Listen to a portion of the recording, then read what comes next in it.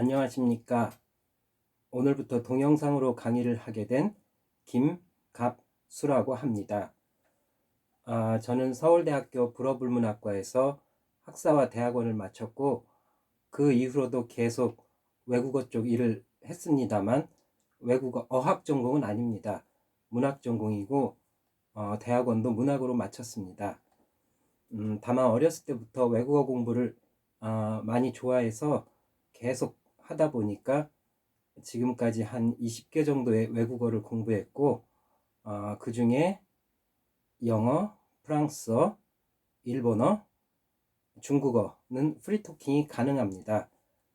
그리고 그 외 이태리어, 독일어, 아랍어, 러시아어, 터키어 정도가 더 가능하고요. 나머지 뭐 20개 국어를 했다는 거는 그냥 그 언어가 어떤 언어인지 보기 위해서 조금씩 공부한 거니까 잘한다고 할 수는 없겠네요. 그래도 영어하고 프랑스어는 통역 일도 해봤고 또 영어로 듣고 프랑스어로 얘기하고 프랑스어로 듣고 영어로 얘기하고 이 정도도 할 수 있습니다. 그리고 일본어하고 중국어도 사적인 자리에서 통역을 부탁하면 페이를 받지 않는 조건으로 해주고 있습니다. 물론 외국인이 여럿이 있을 때는 영어로 듣고 일본어로 얘기하고 일본어로 듣고 중국어로 얘기하고 중국어로 듣고 프랑스어로 얘기하고 프랑스어로 듣고 일본어로 얘기하고 뭐 이렇게 정신없이 얘기하는 것도 사적인 자리에서는 가능합니다. 물론 전문적인 통역인하고는 뭐 엄청난 실력 차이가 있겠지만요. 참고로 저는 프랑스어는 전공이니까 뭐 학교에서 공부도 엄청나게 하고 또 학원도 다니고 개인 교습도 받았지만 영어는 특별히 학교 공부 외에는 한 것이 없습니다.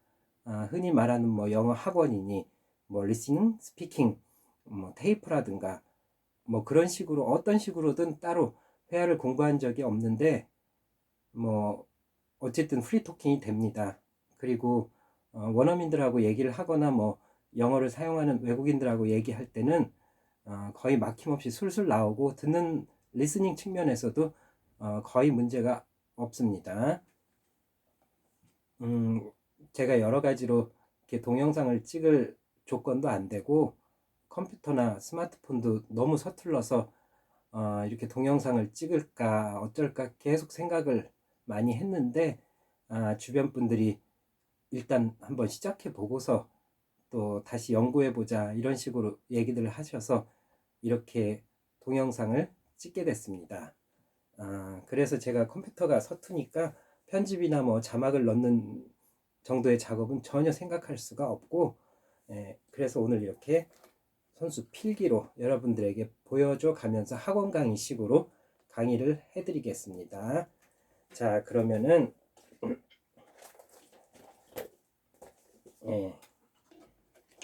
일단 언어학이라고 하면은 물론 언어를 연구하는 분야지만 저는 언어학 전공도 아니고 또 불어불문학과에서 공부를 했지만 어학 전공도 아닙니다. 다만 외국어가 좋아서 오래 공부를 했고 또 대학교 2학년 때 1년 동안 음성학 강의를 들으면서 사람의 발음이란 게 이런 식으로 해서 만들어지는구나 이제 이런 거를 생각하게 됐죠. 그리고 그 이후로도 계속 그런 문제에 대해서 생각하고 연구하고 또 외국인들하고 발음하면서 생기는 문제에 대해서 또 생각해보고 이러면서 음성학 자체에 대해서 좀 더 깊이 있는 접근을 하게 됐다고 말씀드릴 수 있겠습니다. 뭐 언어학 하면은 그 분야가 굉장히 많고 또 전문적인 분야로 들어가면 뭐 제가 모르는 분야도 어마어마하게 많지만 이제 외국어 발음 이쪽으로만 생각을 하면은 이제 음성학이란 걸 생각해 볼 수가 있습니다. 음성학이란 것은 사람들이 말할 때 나오는 발음을 철저하게 연구해서 또 그런 연구를 토대로 해서 정확하게 듣고 말할 수 있는 그런 기본적인 이론을 제공해 주는 그런 분야입니다. 뭐 흔히 말하는 파닉스 이런 것도 음성학 분야고 또 좀 더 들어가서 뭐 phonetics 이런 것도 phonetics 이런 것도 음성학 분야고요. 근데 저는 음성학을 따로 공부했다기보다는 대학교 2학년 때 1년 동안 강의를 들은 그 뭐라고 할까요? 그 충격? 그런 것이 계속 오래 남아가지고 계속 깊이 생각을 하게 됐고, 또 다른 외국어, 뭐 중국어나 일본어, 뭐 러시아어, 아랍어 등등을 공부할 때 여러 가지로 많은 도움을 받았습니다. 그래서 제가 이 동영상을 찍어서 여러분들에게 전달해 드림으로써 여러분들이 조금이라도 외국어 발음을 극복하는데 도움이 됐으면 하는 바람입니다. 특히 음성학 분야로 들어가서 외국어 발음을 얘기하면 한국인들이 특히 외국어 발음 때문에 너무 고생을 해가지고 좀 이상한 낭설들을 많이 믿고 계시더라고요. 그래서 이제 여기도 썼지만은, 이제 첫째, 가장 사람들이 이상하게 생각하는 게, 외국인하고 한국인들 또는 뭐 국적이 다른 사람들은 성대 구조 자체가 다 다르고 구강의 모양도 다르고 해서 외국어 발음은 절대 정확하게 낼 수도 없고 따라할 수도 없다, 이렇게 말씀하시는 분들이 많은데, 그건 잘못된 생각입니다.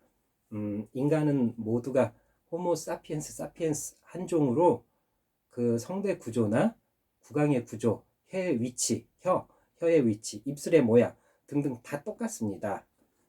다만 이제 이런 것을 모국어의 간섭이라고 하는데, 일단 모국어 발음이 완성이 되면은 12살 정도가 지난 이후로는 모국어 발음 외에는 들을 수도 없고 따라할 수도 없게 됩니다. 이런 것을 모국어의 간섭이라고 합니다. 아마 생태학적으로 어, 인간이 외국어를 빨리 알아듣고 빨리 습득할 수 있도록 진화됐다면 아마 적이라든가 내 편이라든가 이렇게 확실하게 구별할 수가 없기 때문에, 진화론적으로 자신들의 언어는 자신들만이 습득하고 자신들에게 속해 있지 않은 사람들은 습득할 수 없도록 그렇게 진화가 된 것 같습니다. 어쨌든 이것은 음성학적인 훈련을 통해서 극복할 수 있지, 무슨 사람 성대 구조가 다르다든가 입모양이 다르다든가 이런 것은 전혀 없습니다. 그리고 이제 두 번째로 또 많이 퍼져 있는 낭설이, 현지에서 생활을 하지 않으면은 그 언어 발음은 절대 할 수가 없다, 뭐 이런 식으로 또 얘기를 하시는데, 물론 현지에서 생활을 하시면은 좀 더 많은 이득점이 있겠지만, 저처럼 현지에 가보지 않아도 거의 정확하게 원어민의 발음을 내고 원어민과 소통하고 하는 것은 얼마든지 가능합니다. 그런 것을 가능하게 해주는 언어학의 분야가 음성학입니다. 그리고 이제 세 번째로는 뭐, 그래서 현지에 못 나가니까 일단 원어민하고 놀자, 원어민 친구를 많이 사귀자, 뭐 원어민들 클럽 가고 파티 가고 이런 식으로 하면 외국어가 늘 거라고 또 생각을 하시는데, 뭐 안 하는 것보다는 낫겠죠. 근데 외국어는 아주 정확한 훈련을 통해서 습득되는 분야이기 때문에 그렇게 쉽게 놀면서 귀가 번쩍 트이고 입이 활짝 열리고 이런 거는 거의 없습니다. 다만 본인이 혼자 스스로 공부를 많이 해서 외국인들하고 놀고 외국인들하고 접촉하고 그러면은 실력이 엄청나게 빨리 늘게 되겠죠. 그래서 이제 정리를 해드리면은, 이제 음성학 분야에서 연구하는 한 파트로서 사람은 자기들 모국어 발음 외에는 들을 수도 말할 수도 없도록 진화되어 있는데, 철저한 연구를 통해서 이것을 극복하자, 이렇게 나온 학문이 음성학입니다. 네, 이 정도만 아시면 되겠습니다. 어쨌든 뭐 외국어 발음을 잘하기 위해서 막 성대를 수술한다든가 외국을 꼭 가야 된다든가 외국인 친구를 만나야 된다든가 그런 것은 이제 다 잊어버리셔도 됩니다. 자, 그러면 다음 분야로 한번 넘어가 보도록 하죠.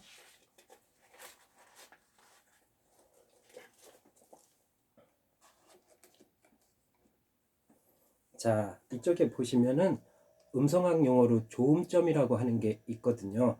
말 그대로 발음이 만들어지는 지점을 말합니다.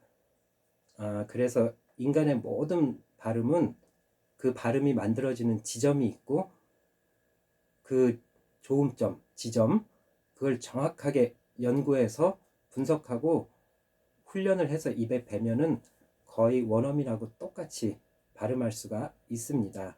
제가 조금 이따 보여드리겠지만, 여기서는 그냥 조음점이란 무엇인가 이것만 설명해 드리고, 구체적인 예는 조금 이따 보여드리겠습니다.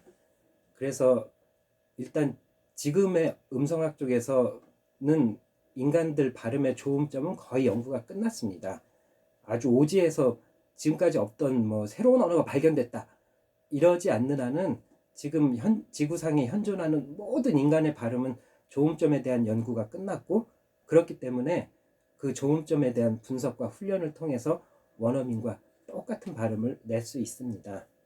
저 역시 음성학 강의를 들을 때 이쪽 부분에 관심이 굉장히 많았고, 또 거의 그때부터 지금까지 30년이 넘도록 계속 이 문제에 대해서 탐구를 하다 보니까 어떤 외국어든지 테이프 발음을 한 1시간 정도만 들으면 좋음점을 다 찾아낼 수 있습니다. 좋음점만 찾아내면 어떤 언어든지 정확한 발음이 가능합니다. 그리고 이제 좋음점을 아는 것이 이제 음성학의 출발점인데, 좋음점하고 또 좋음 방식이란 게 있습니다. 그래서 좋음점은 같은데 좋음 방식이 다르면 다른 발음이 되게 됩니다. 이제 가장 비근한 예가 한국인들은 잘 구별하지 못하는데 유성음하고 무성음의 차이가 있거든요. 여기 표에다 제가 적어드린 것처럼 영어의 B 그리고 P, 이거는 좋음점은 똑같습니다. 하지만 앞에 거는 성대를 떨려서 내는 유성음, 뒤에 것은 성대가 떨지 않는 무성음, 이런 좋음 방식의 차이가 있습니다. 그래서 M, P, M, 유성음, 무성음. 밑에도 마찬가지입니다. D와 T도 마찬가지로, 여기서는 D와 T가 아니라 음성학 기호니까 D와 T도 역시 좋음점은 같지만 유성음과 무성음이라는 좋음 방식의 차이가 있습니다. 물론 그 밑에 있는 그, 크 마찬가지입니다. 좋음점은 같고 좋음 방식이 다릅니다. 또 제가 참고로 밑에 하나 더 써드렸지만 우리말의 무, 브 역시 좋음점은 같지만 좋음 방식이 다릅니다. 무 하면은 이런 걸 비자음이라고 합니다. 코를 통해서 내는 자음, 무 비자음이고, 여기 브는 물론 비읍이죠. 무하고 미음하고 좋음점은 똑같지만 그러니까 입술 두 개를 터트리면서 내는 그런 발음이 됩니다. 이런 것을 양순음이라고 하죠. 입술 두 개를 사용한다. 그리고 뭐 터트리면서 내면은 파열음이 되겠네요. 근데 저는 이런 용어는 따로 공부를 하지 않아서 잘 모르니까 이런 부분으로 태클을 거시는 것보다는 책을 찾아보시는 게 더 빠릅니다. 저는 몇 개만 알고 있을 뿐입니다. 그리고 그 밑에 디귿하고 뭐 리을도 역시 좋음점은 같습니다. 드, 르, 드, 르. 다만 좋은 방식이 다른 거죠. 그리고 여기서 르는 구별하셔야 될 게 영어의 R 발음하고 L 발음이 있는데, 여기서 좋음점이 같은 리을은 르, L 발음입니다. 우리말에도 L 발음이 엄연히 있기 때문에 일단 써봤습니다. 요거는 좀 더 깊이 들어가셔야 되니까 오늘은 요 정도만 아시면 됩니다. 정리해드렸다시피 외국어 발음은 좋음점만 정확하게 찾아내서 분석하고 훈련하면 원어민들하고 거의 똑같이 발음을 낼 수 있습니다. 외국 나가시고 뭐 성대 수술 이런 거 다 필요 없습니다. 요거만 아시면 됩니다.